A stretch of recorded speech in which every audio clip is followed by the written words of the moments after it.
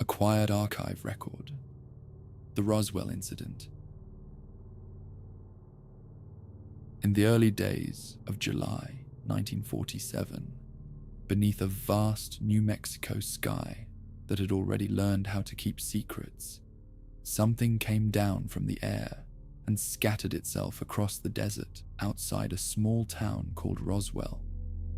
What followed was not a single discovery, but a collision of statements.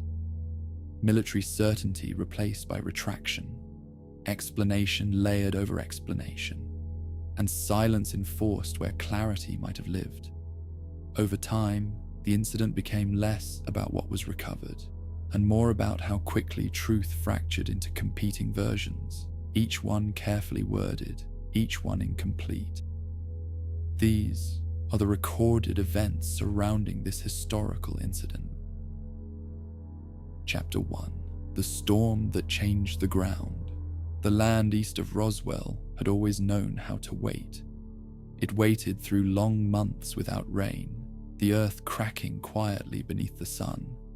It waited through cold desert nights when the wind moved slowly across open fields, whispering through grass and wire fences.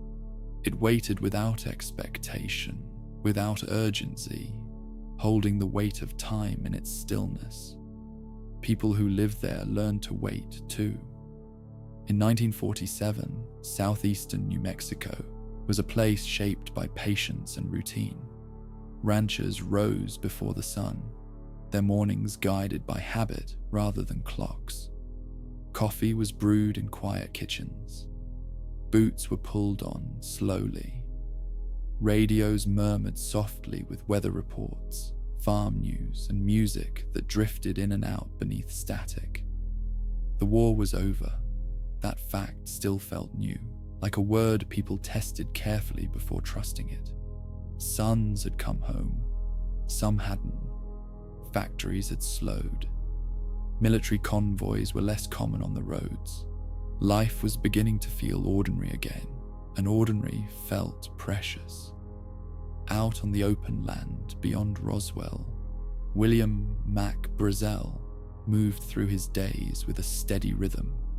He had been working ranch land for most of his life, long enough to understand the moods of the desert.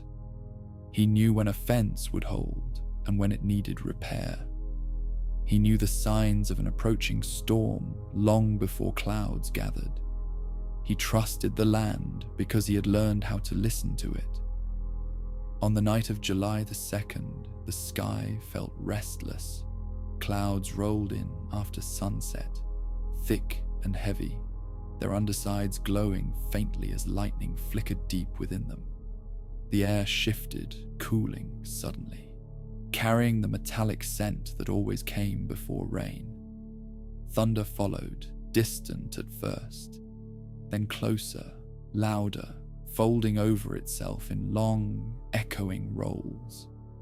Mac lay awake listening. Storms were nothing new. They were part of life out there, sometimes welcomed, sometimes endured. But this one carried an edge he couldn't quite name. The thunder cracked sharply, closer together than usual. The lightning lit the land in stark flashes, turning fields and fences into stark silhouettes for brief moments before darkness returned. Then there was a sound that didn't belong.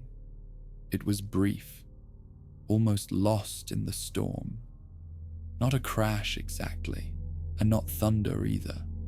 It had weight to it, a fullness that lingered for just a second longer than it should have. Mac frowned in the darkness, listening for it again. Nothing followed. The storm moved on, as storms always did, its intensity fading into distant rumbles. Rain fell hard for a short while, then softened, then stopped altogether. Eventually, the night returned to its usual quiet, broken only by insects and the slow breathing of the land.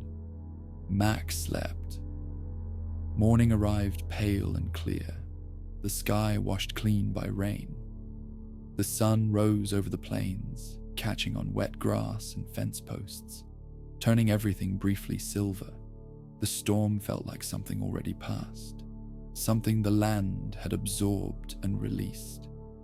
Mac saddled his horse and rode out to check his grazing land, following paths he had followed countless times before. The routine grounded him. The familiar sights, the open space, the steady movement, all of it felt reassuring. That was when he saw it. At first, it was just a glint in the grass, a flash of light where there shouldn't have been any. He rode closer, scanning the ground more carefully, and realized the glint was one of many. Debris lay scattered across the field, not piled in one place, not buried or cratered. It was spread thinly across a wide area, as if it had fallen gently rather than struck the earth with force. Pieces lay caught in grass, draped over low shrubs, resting against fence lines. Mac dismounted and knelt, picking up the nearest fragment. It was light, lighter than anything that size should have been. Thin, but not fragile. He pressed his thumb into it, expecting a dent, but the surface resisted, springing back smoothly when he released it. He bent it slightly, then more firmly. It bent without resistance. And then, when he let go, it returned to its original shape as if nothing had happened. He stared at it longer than he realized. The material didn't feel like metal, but it didn't feel like rubber or cloth either. It was cool to the touch, smooth and oddly uniform. There were no seams, no visible layers, nothing that suggested how it had been made. He gathered more pieces. Some were long and narrow, others wider. A few had strange markings on them, faint, purplish symbols arranged in lines. They weren't letters Mac recognized. They didn't look like numbers. They didn't resemble any brand markings or military codes he'd seen before. A quiet unease settled over him. Ranchers in New Mexico were practical people. They didn't leap to conclusions. Military equipment sometimes fell from the sky. Weather balloons were known to land in strange places. The nearby Roswell Army Air Field was active, and secrecy was common. But this didn't feel like anything familiar. Mac loaded what he could carry and returned home, setting the pieces aside. For the rest of the day, he moved through his chores with a distracted mind, glancing now and then at the debris as if it might change while he wasn't looking. It didn't. That night, he slept poorly. The next day, he brought the matter to town. Sheriff George Wilcox listened carefully as Mac explained what he'd found. Wilcox examined the pieces, turning them over in his hands, his expression tightening slightly. He didn't speculate. He didn't dismiss it either. Instead, he picked up the phone and contacted Roswell Army Air Field. The response was immediate. Within hours, military personnel arrived. They wore clean uniforms and neutral expressions, moving with quiet efficiency. They asked Mac to show them exactly where each piece had been found. They marked locations. They searched the land far more thoroughly than he had, moving in careful patterns. They didn't joke. They didn't speculate. They worked. When they were finished, the debris was loaded into vehicles and taken away. Mac was told, politely but firmly, that he was not to speak about what he had found. He agreed. The soldiers left as efficiently as they had arrived. The vehicles disappeared down the road, and the ranch returned to its usual quiet. The land looked unchanged, but Mac knew better. Something had happened there. The desert absorbed it, as it absorbed everything, but it did not forget. Back at Roswell Army Air Field, the recovery set other things in motion. The base was not an ordinary installation. It housed the 509th Bomb Group, the only unit in the world trained to deliver atomic weapons. Security was woven into every part of daily life there. Information moved upward through strict channels. Mistakes were rare, and when they happened, they were corrected quickly. On July 8, 1947, a mistake slipped through anyway. A press release was issued. It stated plainly that personnel from the base had recovered a flying disc from a ranch outside Roswell. The words were simple, unqualified, confident. For a brief moment, something extraordinary was said aloud. Newspapers printed the story almost immediately. Headlines spread across the country. Radios repeated the phrase with a mix of excitement and disbelief. Flying disc, flying disc, flying disc. People paused to listen. Some laughed, some speculated, some felt a chill they couldn't explain. The phrase tapped into something already present in the public imagination. Stories of strange objects in the sky had been circulating for weeks. Sightings reported by pilots, civilians, and military personnel had filled columns and airwaves. Now, suddenly, there was confirmation. And then, just as suddenly, it was gone. Within hours, the military issued a correction. The flying disc, they said, was a mistake, a misunderstanding.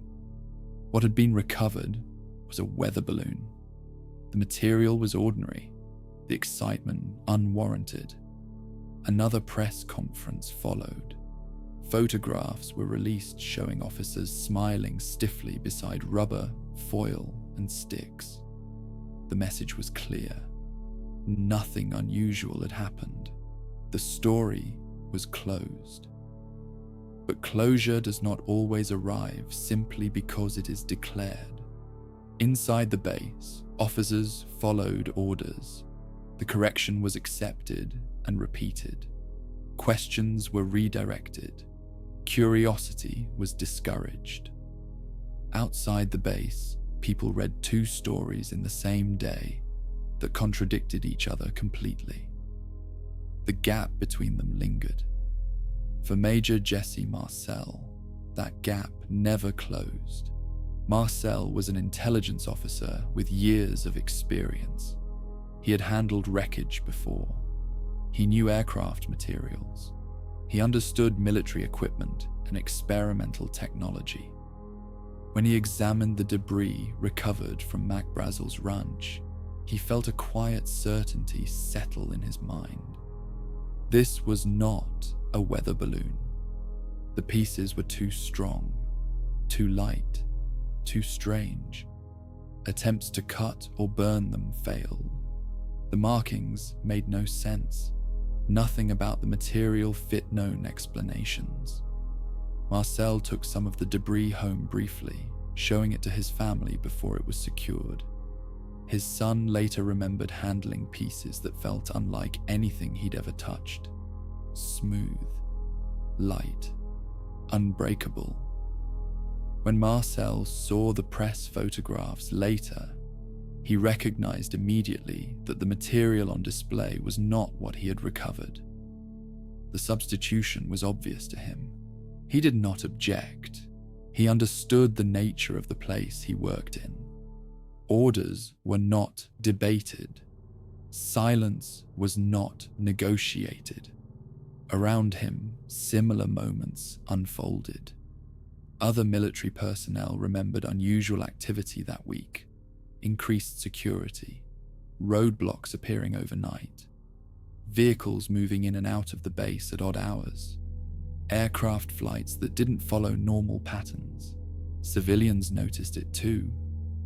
Nurses at the base hospital later recalled a tension in the air, guards posted where they normally weren't, instructions given without explanation, an unspoken sense that something had happened that was not to be discussed.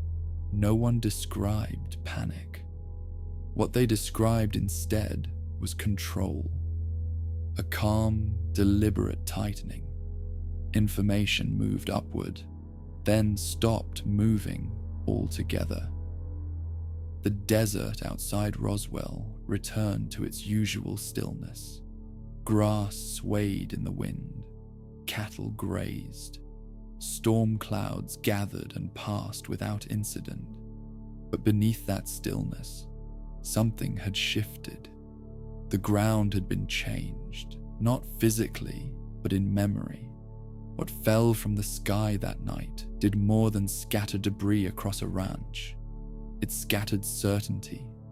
It created a space where questions could live, even when answers were discouraged. And in that space, the story began to grow, quietly, patiently, like the land itself. Chapter 2. The announcement that could not be taken back. The statement was only a few paragraphs long, typed, reviewed, approved, and released.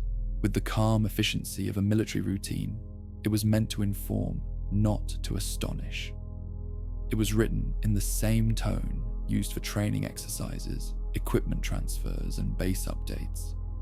Nothing about its structure suggested hesitation. And yet, within it were words that would refuse to remain contained. Flying disc. At Roswell Army Air Field, the morning of July 8, 1947, began like any other.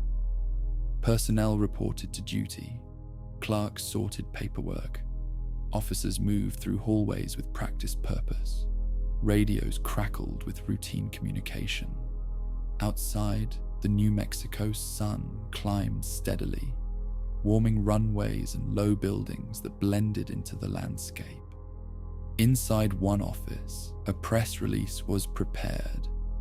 It stated that the base had come into possession of a flying disc recovered from a ranch near Roswell, and that the object had been secured with the cooperation of local authorities. The release credited the intelligence office and noted the recovery as a matter of fact, not speculation. No qualifiers were added. No alternative explanations were offered. It did not say alleged or reported or suspected. It said flying disc. Once released, the words moved quickly. News traveled faster in 1947 than people often remembered. Radios were everywhere. Newspapers were trusted. Wire services carried stories across the country in hours, not days. By midday, headlines appeared in towns far from New Mexico, each repeating the same phrase with varying degrees of emphasis. Army recovers flying disc. Roswell base finds flying saucer. Military confirms disc. People paused in their routines to listen. Shopkeepers leaned closer to radios. Families gathered around kitchen tables. Conversations stopped mid-sentence. Some laughed and shook their heads. Others felt a sudden, inexplicable unease, as though something long imagined had stepped closer to reality. The timing mattered. For weeks prior, reports of strange objects in the sky had been circulating. Pilots described metallic shapes moving at impossible speeds. Civilians spoke of lights that changed direction abruptly, hovered, or vanished without sound. Newspapers coined phrases to describe them. Flying saucers, flying discs. Most of those stories were treated as curiosities. This one was different. This one came from the military, and from Roswell Army Air Field, no less. The base was not known for exaggeration. It was known for discipline, secrecy, and control. It housed the 509th Bomb Group, the unit that had changed the course of the war 2 years earlier. If anyone understood the weight of words, it was the officers stationed there, which made what happened next all the more striking. Before the day ended, the statement was withdrawn. Another message was issued, calm and corrective. The flying disc was now described as a weather balloon, a misidentification, an understandable error given recent public excitement over unusual aerial sightings. Photographs accompanied the correction. They showed officers kneeling on the floor beside debris, rubber balloon material, thin foil, wooden sticks. The pieces were unremarkable, familiar, ordinary. The officers smiled stiffly for the camera. The message was clear. Nothing extraordinary had occurred, but the retraction could not erase the announcement that came before it. People had heard the words. They had seen the headlines. They had felt the brief jolt of something new entering the world. And now they were being asked to accept that it had never happened at all. For some, that was easy. Weather balloons were common. Military mistakes happened. The country was still adjusting to peacetime. It made sense that excitement and imagination had gotten ahead of facts. For others, the speed of the reversal raised questions that did not settle. Why announce a flying disc in the first place? Why not investigate quietly, then explain? Why replace one explanation so completely, so quickly? Inside Roswell Army Air Field, the mood shifted. The correction moved through official channels with authority. Officers were instructed on the revised explanation. The weather balloon story was to be repeated without variation. Questions from civilians or journalists were redirected or declined. This was not unusual behavior for a military installation. What was unusual was how carefully everything was now controlled. Major Jesse Marcel felt it immediately. As the intelligence officer involved in the initial recovery, he understood the importance of messaging. He also understood materials. He had handled wreckage before. He knew what weather balloon debris looked like. The debris he had examined did not match the material shown in the press photographs. The substitution was subtle but unmistakable to him. The pieces on display were flimsy, easily bent, easily torn. The material recovered from the ranch had been none of those things. It had resisted cutting and burning. It had held its shape without effort. The markings he had seen were absent from the photographed debris entirely. Marcel recognized what had happened. The story had been changed. He did not object. That silence was not born of agreement, but of understanding. In places like Roswell Army Air Field, explanations were not debated once they were issued. To question them was to step outside the structure that made the base function. Others noticed similar things. Officers who had participated in the recovery were reassigned or instructed to avoid discussion. Clerks who had handled paperwork found records sealed or removed. Security tightened subtly but noticeably. Guards appeared in places they normally weren't. Doors that had been accessible were suddenly restricted. Civilians felt it too. Reporters who asked follow-up questions were given polite but firm refusals. Ranchers in the area noticed increased military traffic for several days, then none at all. The base, which had briefly opened a window into something extraordinary, now closed itself completely. And yet, the story did not vanish. It lingered in the space between the two explanations. Flying disc, weather balloon. The contrast was too stark to ignore. For people who lived in Roswell, the incident became a quiet undercurrent in daily life. It was not discussed openly. It was not debated loudly, but it was remembered. In diners and living rooms, conversations trailed off when the subject came too close. Someone would mention the headlines, then glance around, then change the topic. The idea that something unusual had happened and that it was not meant to be discussed settled into the town like dust. Time passed. The immediate excitement faded. New stories took over the front pages. The country turned its attention toward rebuilding, toward new fears and new conflicts brewing overseas. Officially, the Roswell Incident was over. Unofficially, it had just begun. Within the military, the revised explanation hardened into policy. Weather balloon, misidentification, end of discussion.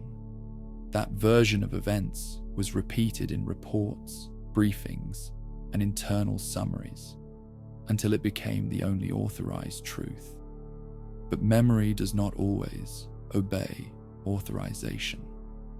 Years later, when people began to speak again, many would recall that day not as one of confusion, but as one of contradiction. They remembered reading one headline in the morning and another by evening. They remembered the feeling of being shown something extraordinary, then told it had never existed. That feeling stayed with them. The announcement could not be taken back, not entirely. Words once spoken do not simply dissolve. They echo, even when overwritten by quieter, more careful language.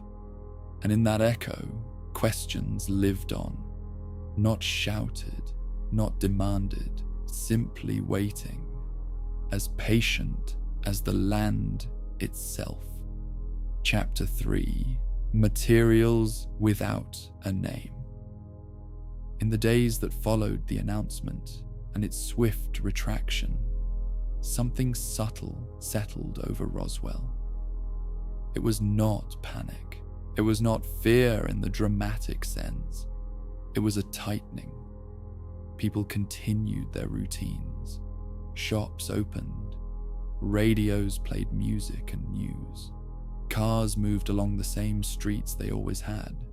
But beneath the ordinary motion, there was a new awareness, as if everyone had felt a door briefly open and then shut again, harder than expected.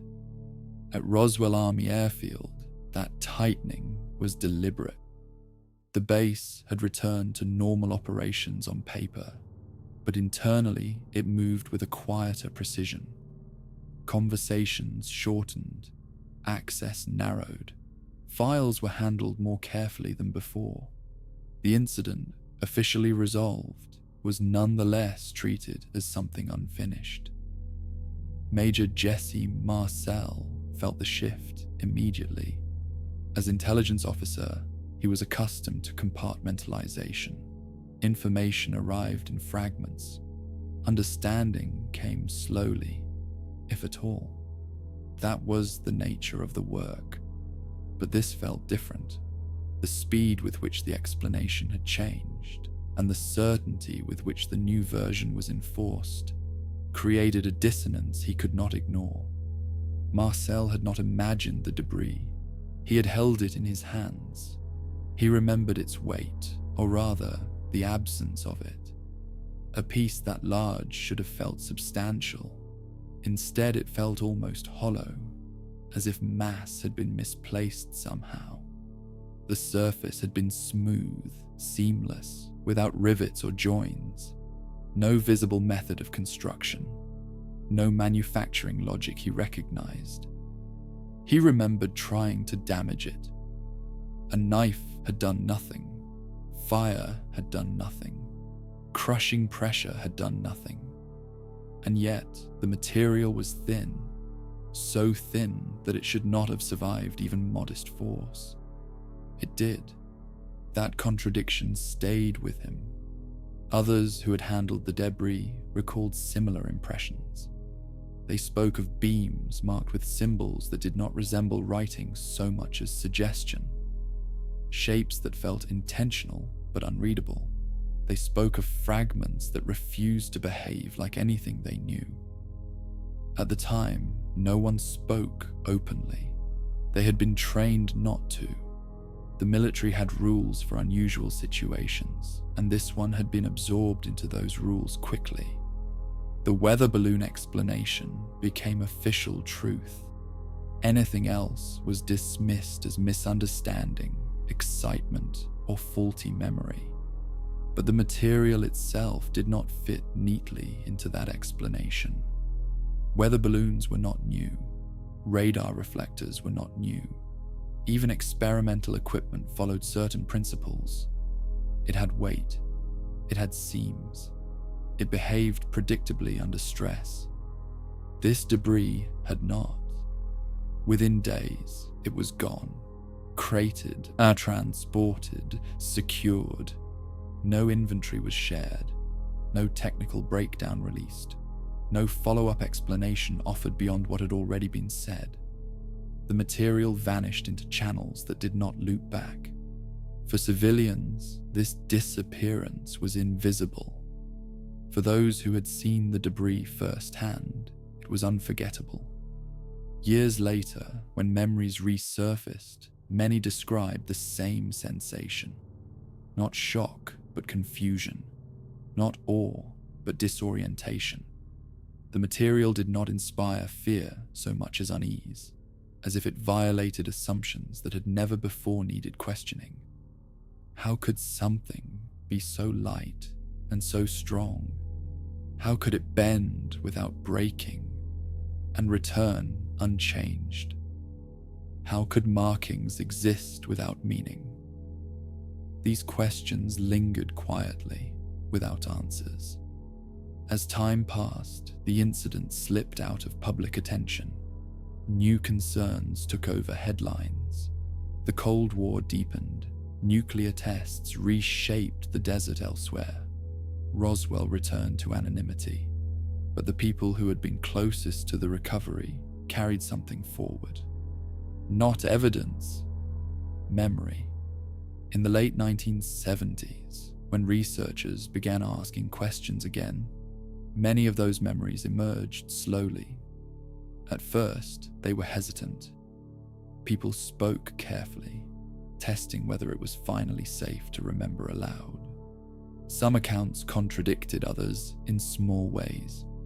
Timelines blurred. Locations shifted slightly. That was expected. Memory is not an archive. It is a landscape shaped by time. But the core details repeated. The debris was unlike anything known. The response was immediate and controlled. The explanation changed. Silence followed. Major Marcel, now older, spoke with calm certainty when interviewed. His tone never shifted toward exaggeration. He did not speculate wildly. He simply described what he had seen and handled. It had not been a weather balloon. He was sure of that. His son, who had briefly held pieces of the debris decades earlier, echoed that certainty. He remembered the feel of it, the way it refused to tear, the way it seemed almost playful in its resilience, bending and snapping back as if mocking expectations. Researchers listened carefully. They compared accounts. They searched archives. They requested files. What they found was uneven. Some records existed, others did not. Some appeared incomplete. Others had clearly been altered or redacted. Dates did not always line up. Units referenced in explanations had not been stationed where they were said to be. These inconsistencies did not prove anything on their own, but they added weight. Then came the new explanation: Project Mogul. According to this version of events, the debris recovered near Roswell was part of a classified program involving high-altitude balloons designed to detect Soviet nuclear tests. The technology, it was said, was unfamiliar to many at the time, which explained the confusion. The secrecy explained the initial silence. The weather balloon explanation had been a convenient cover for something that could not yet be discussed. On paper, it was a strong explanation. It accounted for secrecy. It accounted for unusual materials. It fit the era's fears and priorities. It allowed the military to acknowledge error without admitting anything extraordinary. For some, this finally closed the case. For others, it raised new questions. Project Mogul flights were documented, at least partially. Timelines could be traced, launch sites identified. Yet some of those details did not align cleanly with the Roswell recovery. Certain materials described by witnesses did not match known components. The geographic spread of debris seemed too wide. The immediate announcement of a flying disc still felt unexplained. Why not simply say classified equipment? Why use language that invited speculation? Why replace one explanation entirely rather than refine it? The answers, when given, were careful. Mistakes happen. Excitement spreads. Context is lost. But beneath those answers lay a familiar pattern. Control. The Roswell Incident had revealed how quickly information could be reshaped, not necessarily to deceive, but to stabilize, to prevent panic, to maintain order, to preserve authority. Whether the original event involved advanced technology, misidentified equipment, or something entirely unknown, the response followed a clear logic. Silence first, explanation second, revision later, and always the insistence that the final version was complete. Yet history has a way of resisting completion. As more witnesses spoke, the story gained depth rather than clarity. Some recalled debris fields extending farther than expected. Others spoke of unusual transport methods. A few, controversially, described seeing small bodies recovered alongside wreckage, accounts that were immediately challenged and dismissed. These claims were the most fragile. They relied heavily on memory. They emerged decades after the fact. They contradicted official timelines. And yet, they persisted. Not loudly, not convincingly enough to settle anything, but enough to complicate the narrative. The military eventually addressed these claims as well, attributing them to later tests involving anthropomorphic dummies dropped from aircraft in the 1950s. Memory, they suggested, had folded events together, misplacing dates and details. It was a plausible explanation, but it arrived very late, and it required the public to accept that memory, not secrecy, was the primary source of confusion. For some, that was reasonable. For others, it felt incomplete. What remained consistent across all explanations was the absence of the material itself. No samples were ever released. No detailed analysis shared. No demonstration offered to show how the debris behaved as described. The material that had caused so much confusion existed only in memory now. And memory, while imperfect, can be stubborn. Those who had handled the debris did not describe it with wonder or excitement. They described it with puzzlement, with restraint, as something that refused to fit. That refusal mattered, because it suggested that whatever had fallen near Roswell did not simply challenge belief. It challenged understanding. It did not behave as expected. It did not belong neatly to known categories. And perhaps that was the most unsettling possibility of all.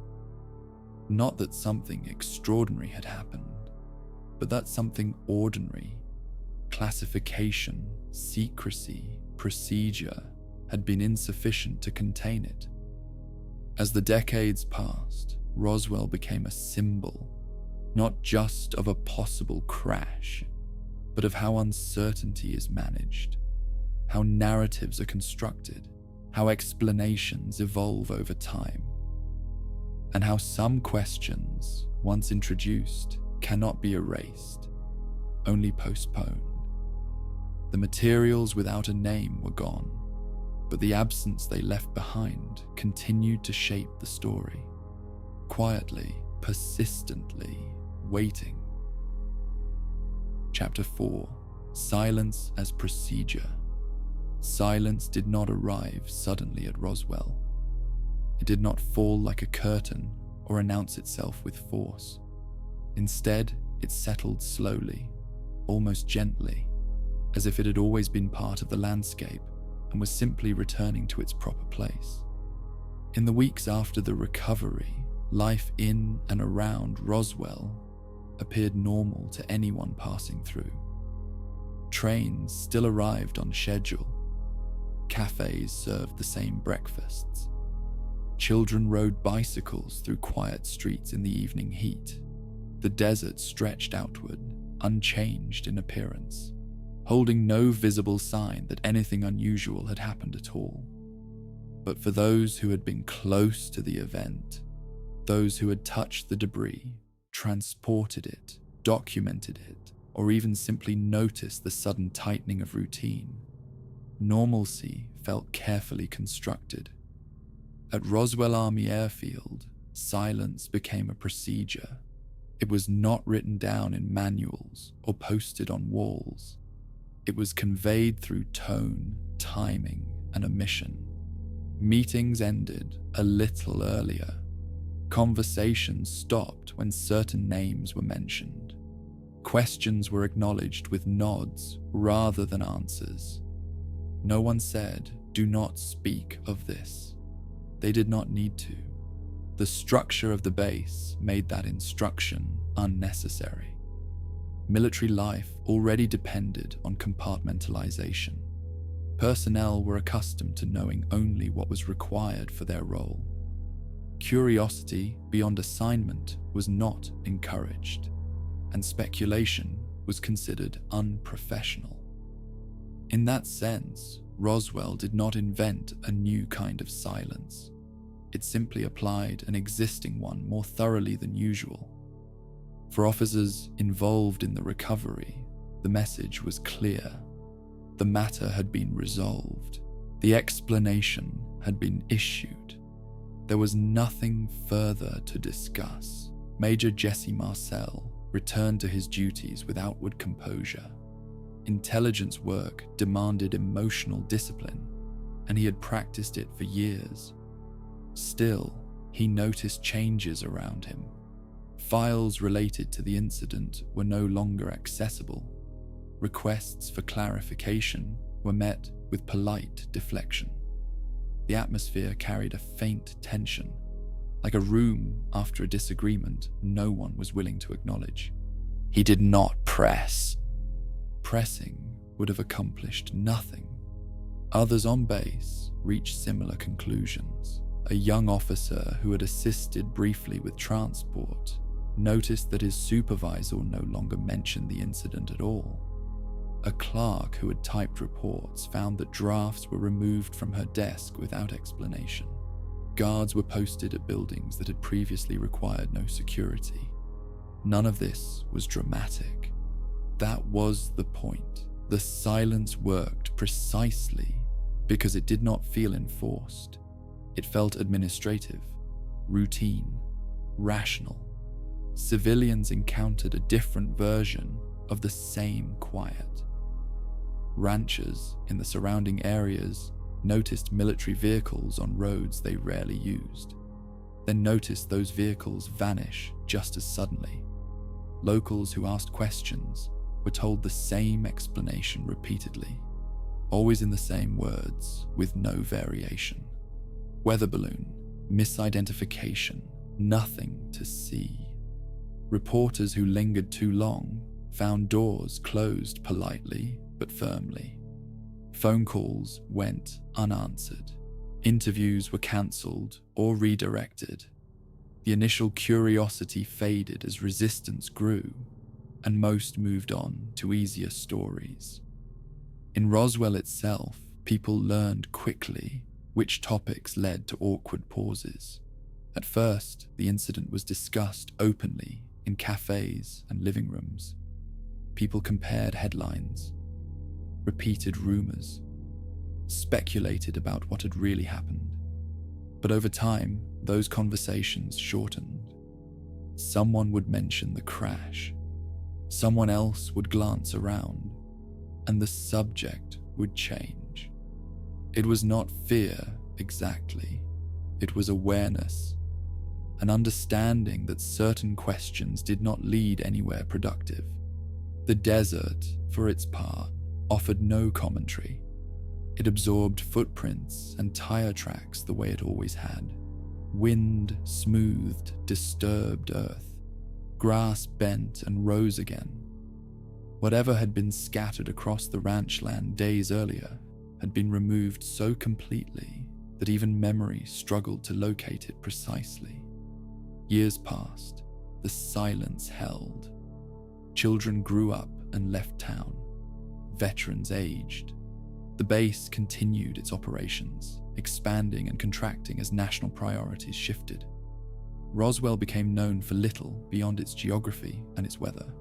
And yet, beneath that surface, the incident lingered. It lived not in evidence, but in restraint. People remembered what they did not say. They remembered the way conversations stopped. They remembered the speed with which certainty had been replaced by correction. They remembered how quickly attention had been redirected. Memory, in this way, became an archive of absence. By the time interest resurfaced decades later, many of the original witnesses were elderly. Some had passed away. Others had lived full lives without ever speaking publicly about what they had seen. When researchers finally arrived with tape recorders and careful questions, they often encountered hesitation, not disbelief, hesitation. People spoke slowly, as if testing whether the words still carried weight. They paused often, measuring sentences before allowing them to leave their mouths.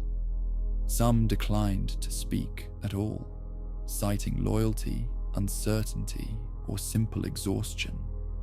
Others agreed, but only under certain conditions. They did not want attention. They did not want confrontation. They wanted, above all, to be understood as honest. What emerged from those interviews was not a single story, but a shared pattern. Everyone remembered the silence. They remembered how it arrived. They remembered how it stayed. Several witnesses described being instructed directly not to discuss the incident. These instructions varied in tone. Some were gentle reminders of duty. Others were more explicit warnings about consequences. None involved shouting or violence. They did not need to. Authority, when quietly applied, can be remarkably effective. A nurse who had worked at the base hospital recalled unusual activity during that period. Guards stationed near areas they normally were not. Patient records handled differently. Instructions given without explanation. When she asked questions, she was told simply that it was better not to know. She listened. A military police officer remembered escorting materials under heavy guard, unsure of their destination and discouraged from asking. He followed orders, completed the task, and returned to routine patrols. Years later, he still could not explain what he had transported, only that it had mattered. For many, the silence became internal. Even after leaving the military, even after retiring, the habit of not speaking remained. It had been reinforced over years of service, through countless situations where discretion was rewarded and curiosity was not. Breaking that habit required effort. Some never did. Others tried, only to find their words met with skepticism or ridicule. Their memories were questioned, their timelines scrutinized, their motivations doubted. After a few attempts, many chose to retreat again into quiet. The story, when it resurfaced, often did so without them. Books were written, theories proposed, documentaries produced. Each one attempted to reconstruct what had happened using fragments of testimony and incomplete records. The silence, however, could not be reconstructed so easily. It was experiential. It was something felt rather than documented, and it shaped everything that followed. The military's later explanations acknowledged confusion, miscommunication, and the pressures of secrecy. They framed the silence as necessary, even responsible. Classified programs, they argued, required discretion. Public panic had to be avoided. Context mattered. These arguments were not unreasonable, but they did not address the deeper effect of the silence itself. Silence does not simply conceal information. It shapes interpretation. When people are told nothing, they fill the space themselves with imagination, with suspicion, with memory, with belief. In Roswell, the silence had created a vacuum. Into that vacuum flowed decades of speculation. Some theories were elaborate, others were restrained. Some focused on technology, others on psychology. Still others on power, secrecy, and control. What united them was not certainty, but persistence. The silence had not ended the story. It had preserved it. Over time, Roswell transformed from an incident into a symbol. It represented not just the possibility of something extraordinary, but the experience of being told, firmly and repeatedly, that nothing had happened when memory suggested otherwise. This tension mattered. It created a quiet divide between official truth and personal recollection, between documentation and experience, between explanation and understanding. For those who had lived through it, the silence became part of their identity. It was woven into how they remembered the event and how they remembered themselves within it. They had not spoken because they had been told not to. They had not spoken because it felt easier. They had not spoken because for a long time, no one had asked in a way that felt safe. When the asking finally came, decades later, the answers arrived slowly, shaped by years of restraint. They were careful, measured, incomplete. And yet, they carried something important, not proof, but texture. They revealed what it felt like to be present when certainty collapsed and silence replaced it, to witness the machinery of explanation shift gears in real time, to live with an unanswered question long enough that it became familiar. The desert still surrounds Roswell. It still absorbs sound. It still erases footprints. And in its vast quiet, it mirrors the way the story itself was handled. Not buried violently, not erased forcefully, simply covered, layer by layer, until only those who remembered knew where to look. And even then, what they found was not clarity. It was quiet, a quiet that had been practiced, refined, and held in place for a very long time. Top of form, bottom of form. Chapter 5, when the story returned.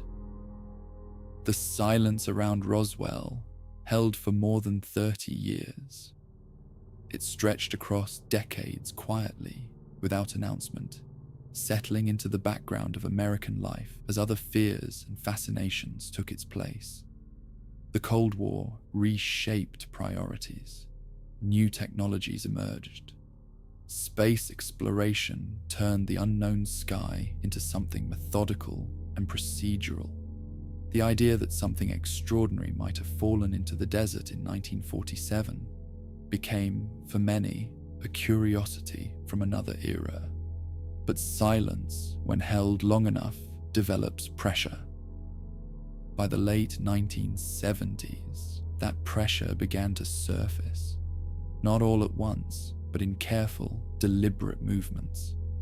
It emerged through questions asked gently, through researchers who approached the subject not as believers or debunkers, but as listeners. They were not chasing spectacle.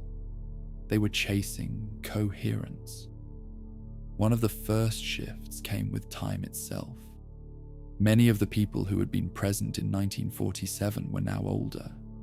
Careers were ending. Military service was long behind them. The structures that had once demanded silence, rank, consequence, loyalty, had softened with age. What remained was memory and the growing sense that if those memories were not spoken soon, they would disappear entirely. Researchers began to arrive quietly in Roswell. They did not come with cameras or headlines at first.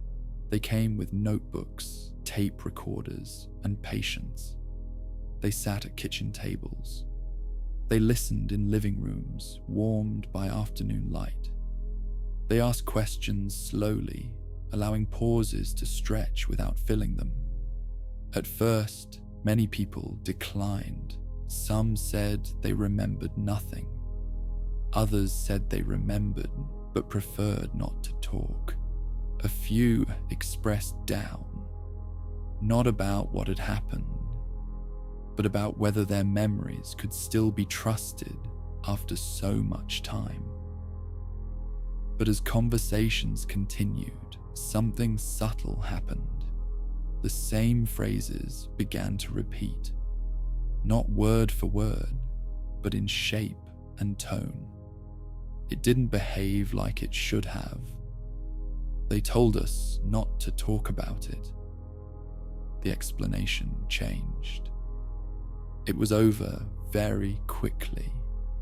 These statements appeared across interviews, across backgrounds, across roles, ranchers, military personnel, civilians. None claimed a complete picture. None pretended certainty. But together, they formed a pattern. The story that emerged was not dramatic. It was procedural. Witnesses described debris fields that felt unusually spread out, as though something had come apart gradually rather than crashing violently. They described materials that resisted damage, that felt wrong in subtle ways. They described how quickly the military response arrived and how efficiently it concluded. And then they described the silence. That silence, once re-examined, began to look less like an absence and more like an action. As interest grew, so did public attention. Books were written, lectures were given. Small articles appeared in newspapers, then larger ones. The name Roswell began to re-enter the public imagination, no longer as a closed case, but as an open question. This renewed attention created a problem. The original explanation, weather balloon, had already proven insufficient for many. It had been too abrupt, too simplistic. Now, faced with a growing archive of testimony and renewed scrutiny, the military needed something more detailed. That was when the explanation expanded. Project Mogul. According to this revised account, the debris recovered near Roswell came from a highly classified Cold War surveillance program. The project involved high-altitude balloons designed to detect sound waves generated by Soviet nuclear tests. The technology was secret at the time, unfamiliar even to many military personnel, and therefore easily misidentified. In this version of events, the initial announcement of a flying disc was a mistake born of confusion and excitement. The subsequent silence was necessary to protect national security. The weather balloon explanation had been a convenient cover until classification could be lifted decades later. On paper, the explanation was careful and thorough. It accounted for secrecy. It accounted for unusual materials. It fit the geopolitical context of the time. Many accepted it, others did not. The new explanation did not erase the old questions. It rearranged them. Researchers examined the details closely. Project Mogul launches were partially documented. Timelines existed. Launch sites were known. Equipment lists could be reconstructed. Some aspects aligned well with witness testimony. Others did not. Certain materials described by witnesses did not match Mogul components. The geographic spread of debris remained difficult to reconcile, and the most troubling detail remained untouched: the language of the original press release. Why flying disc? Why not classified equipment? Why allow the story to reach the public in that form at all? The explanation for this, when offered, relied on human error, a rushed officer, a misunderstanding, a failure of communication. Possible, but unsatisfying. As debate grew, the Roswell story transformed again, not in content, but in meaning. It became less about the object itself and more about trust. People were no longer asking only what had fallen from the sky. They were asking how narratives were constructed, revised, and defended. They were asking why explanations arrived in layers, each one correcting the last without fully acknowledging it. They were asking why certainty was offered so confidently, then withdrawn so quickly. The military responded with additional reports. In the 1990s, further documents were released, addressing not only the debris, but also the more controversial claims that had emerged over time.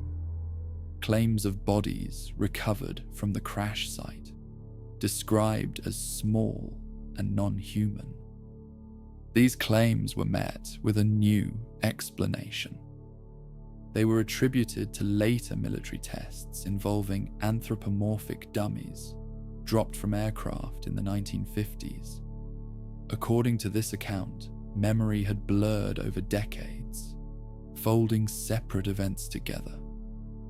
What witnesses believed they had seen in 1947 had, in reality, occurred years later. Again, the explanation was plausible. And again, it arrived very late.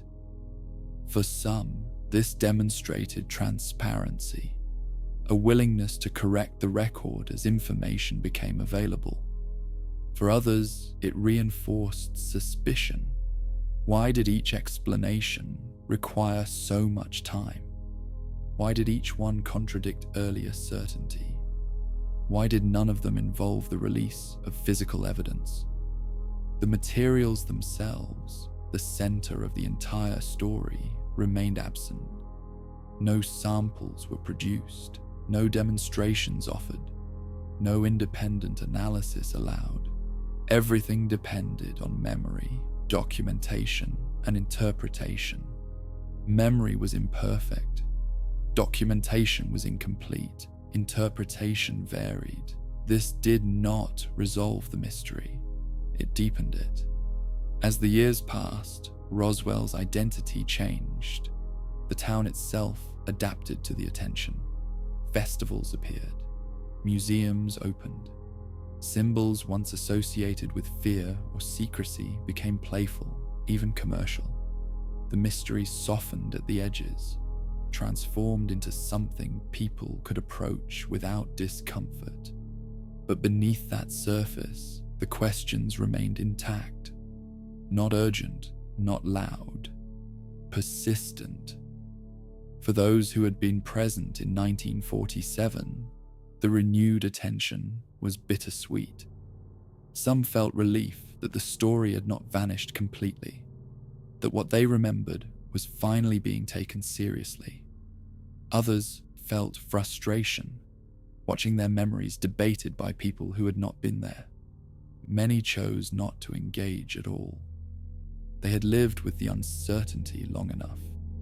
What the return of the story ultimately revealed was not a hidden object, but a pattern. It showed how institutions respond to anomalies, how explanations are shaped by context, how silence can be as influential as speech. It showed that truth, especially in matters of secrecy, does not always arrive cleanly or conclusively. Sometimes it arrives in revisions, each one correcting a previous certainty without fully replacing it. Roswell became a case study in that process, not a solved mystery, a documented confusion. And in that confusion, people found different meanings. Some found evidence of concealment. Some found proof of human error. Some found a lesson in humility. The story no longer belonged to any single explanation. It belonged to the space between them, a space created by contradiction, maintained by silence, and revisited by curiosity. The desert had not changed, but the way people looked at it had. What once felt like empty land now felt like a witness, not because it held answers, but because it had endured the questions and allowed them to return. Chapter 6: What Remains After the Quiet. When the story of Roswell finally settled into its modern shape, revisited, re-examined, revised again, it did not conclude. It softened. That was the strange thing many people noticed. Instead of reaching an ending, the story lost its sharpest edges. It became familiar, almost gentle, something that could be discussed without urgency, folded into documentaries, books, roadside museums, and late-night conversations spoken in lowered voices. The mystery did not disappear. It learned how to live alongside everyday life. In Roswell itself, mornings still began the same way they always had. The sun rose over flat land and distant hills. The air warmed quickly. Wind moved dust along quiet streets. The desert did not mark anniversaries. It did not recognize controversy. It simply remained. The people, however, carried time differently. Those who had lived through the summer of 1947 were fewer now. Some had passed away quietly, their memories going with them. Others were very old, their recollections softened, not by doubt, but by distance.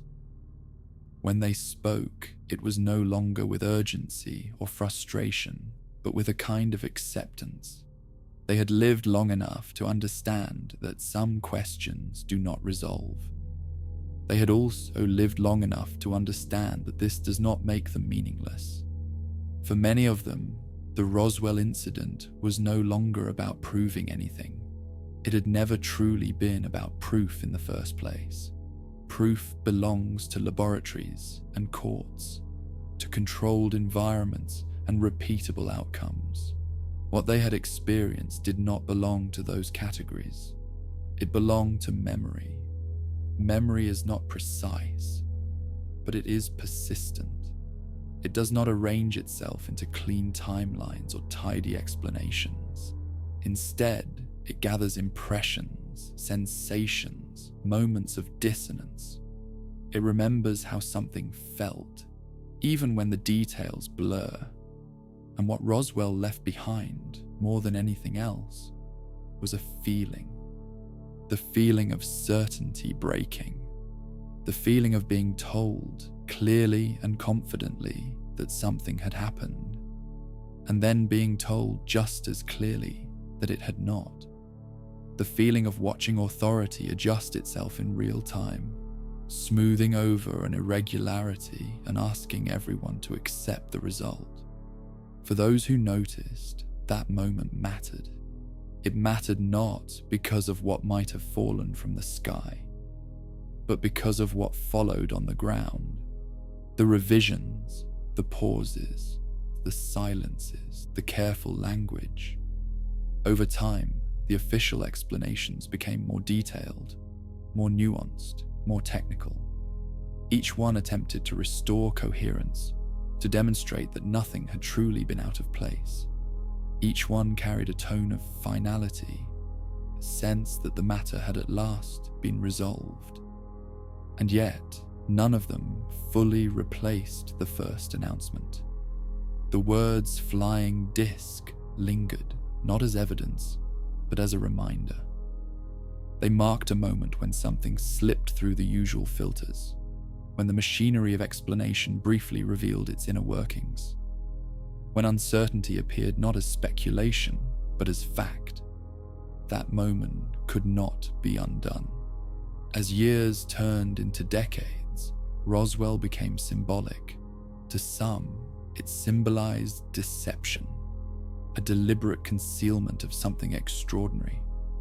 To others, it symbolized human error, a lesson in how quickly misunderstandings can grow in times of fear and fascination. To still others, it symbolized something quieter, the difficulty of holding uncertainty in a world that prefers answers.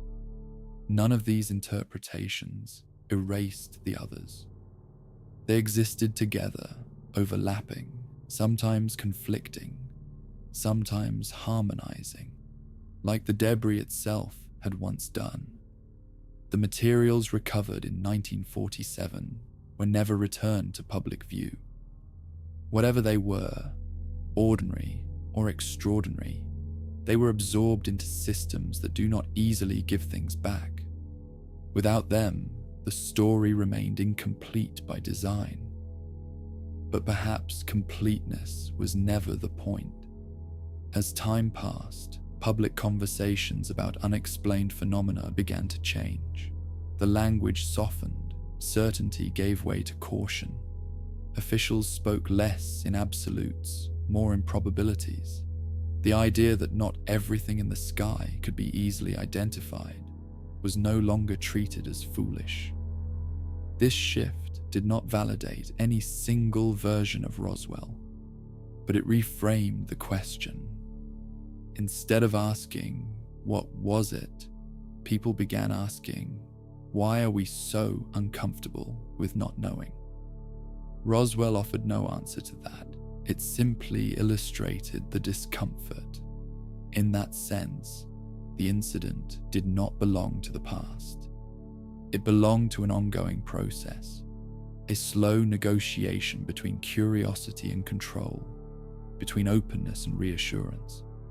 For the people who had lived near the ranch where the debris was found, the land itself became part of that negotiation. It remained empty, unmarked, indistinguishable from countless other stretches of desert. No monument stood there. No sign explained what had happened. That absence felt appropriate. The desert had never demanded attention. It had only witnessed.